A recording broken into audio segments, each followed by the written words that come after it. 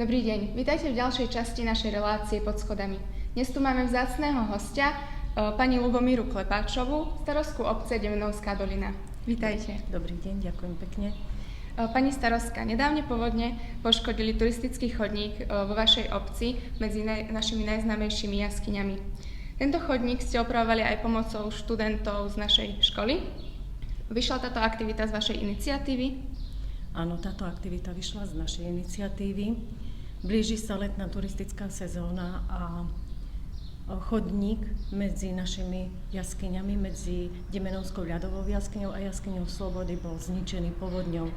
Vlastne bol nepriechodný, zničený a keďže máme málo času, sú to len 2 mesiace, aby sme mohli letnú turistickú sezónu odštartovať tak, ako sa má v Demenovskej doline, tak sme hľadali spôsoby riešenia, ako najrýchlejšie opraviť zničený chodník.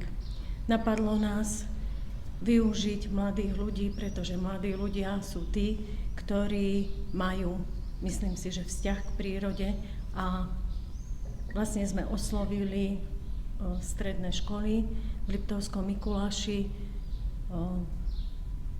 Pomôž opraviť chodník bol moto, ale aj cieľ nášho projektu.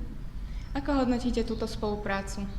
Tak určite pri každom projekte, keď sa zadáva cieľ projektu, do projektu sa ide aj s nejakými víziami, ale určite aj s obavami. Takisto my sme si všetko dopredu pripravili, naplánovali. Ja hodnotím túto spoluprácu ako vynikajúcu.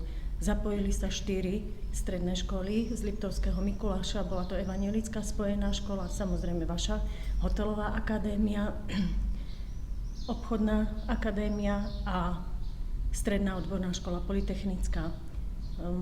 Môžem tak zhodnotiť spoluprácu s vašou školou ako veľmi dobrú. Vaši študenti sa zúčastnili na tejto našej aktivite na projekte 4 dní a naozaj veľmi dobre pracovali. Demenovská dolina je turistický a dovolenkový raj. Plánujete ekologické aktivity so stredoškolákmi, napríklad o opravách alebo čistení prostredia v Demenovskej doline? Áno, určite. Turisti, ktorí navštevujú Demenovskú dolinu, častokrát sa nesprávajú tak, ako by sa mali správať. Vždy po zimnej turistickej sezóne robíme čistenie Demenovskej doliny. Do tohto čistenia sme zatiaľ zapojili malých žiakov zo základných škôl, ale určite budeme do budúcna uvažovať po tejto dobrej skúsenosti s týmto našim projektom zapojiť aj stredoškolákov. My máme v obci veľa turistických chodníkov, ktoré takisto sú zničené, nepriechodné. Každý rok ich čistíme.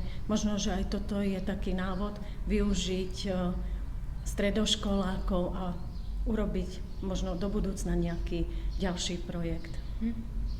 V súvislosti s rozvojom cestovného ruchu, aký je váš pohľad na stavebný boom hotelových zariadení vo vašej obci?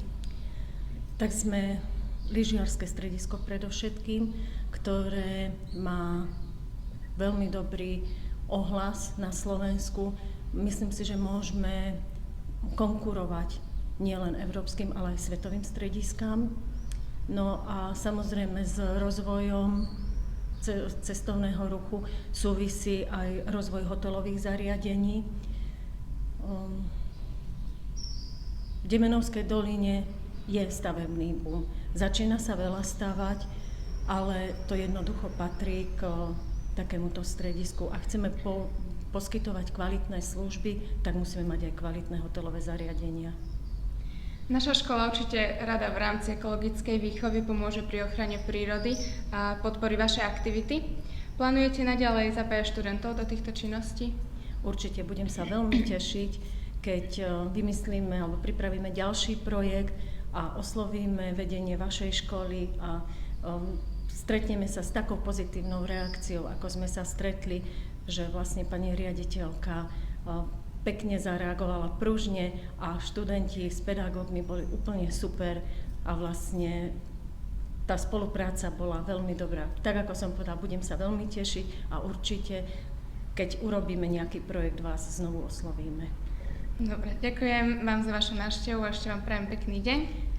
Ďakujem a ja takisto prajem pekný deň a nielen pedagógom, ale aj študentom, keďže sa blížia prázdniny, prajem krásne prázdniny, aby ste si oddychli a načerpali veľa síl do ďalšieho školského roka alebo už potom do praxe.